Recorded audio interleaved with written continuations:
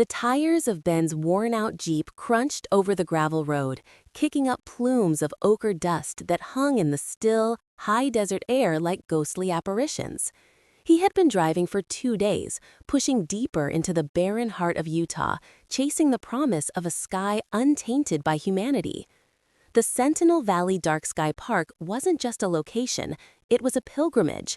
For a man like Ben, who had spent the last 20 years in fluorescent-lit university halls, arguing over grant proposals and tenure tracks, it was a return to the temple of his faith. Burnout was a clinical, sterile word for what had happened. For him, it felt more like an exsanguination of the soul. The endless politics, the pressure to publish rather than to discover, had drained the wonder from his work, leaving only the dry husk of mathematics. He had resigned his prestigious post a month ago, a move that sent shockwaves through his department. They saw a man at the peak of his career throwing it all away. He saw a man trying to save the last ember of the fire that had once burned so brightly. He found his designated observation pad at twilight, a flat, isolated mesa that offered a 360-degree view of the horizon.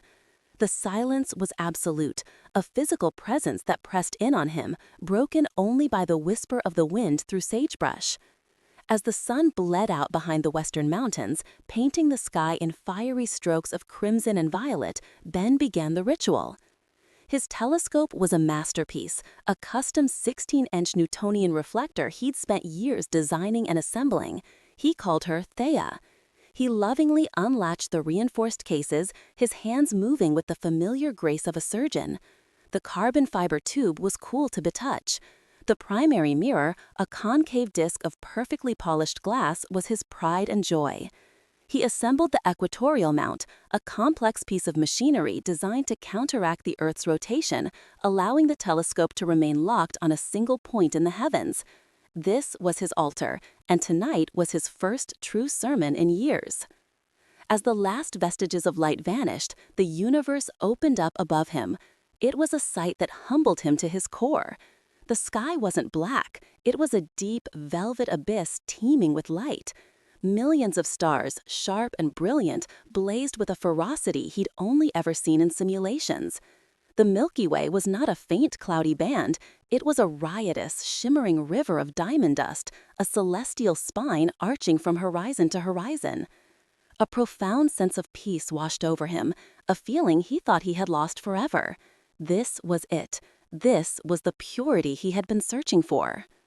He powered on his laptop and connected it to the telescope's tracking system. The first task was calibration, a precise alignment with known celestial markers to ensure the tracking was perfect. He slewed the telescope towards Polaris, the North Star, a simple and reliable anchor. The motors hummed softly as the massive instrument moved with silent precision. Dead on. Next, he turned to the main event, the constellation that had first captured his imagination as a boy, Orion, the hunter. Through the eyepiece, the familiar shape was breathtaking. The Orion Nebula, a stellar nursery where new suns were being born, glowed with an ethereal, ghostly light. Betelgeuse was a fiery orange gem on the hunter's shoulder, Rigel a brilliant blue-white diamond at his foot. He focused on the belt, 3 perfect stars in a near-perfect line, Alnitak, Alnilam, and Mintaka. He initiated the high-precision calibration sequence, a software routine that would measure the angular separation between the 3 stars down to the thousandth of an arcsecond. It was a standard procedure, a final check to ensure the optical train was perfectly aligned. The software whirred. A number appeared on the screen. Ben frowned. He ran the diagnostic again. The same number. An error flag popped up.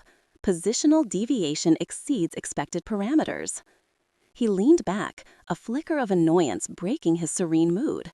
It had to be a software bug, or perhaps the optics hadn't fully acclimated to the cold night air. He manually checked the coordinates, the star charts, the immutable maps of the cosmos that had guided humanity for millennia, gave a precise value for the angular separation. His system was giving him a value that was off.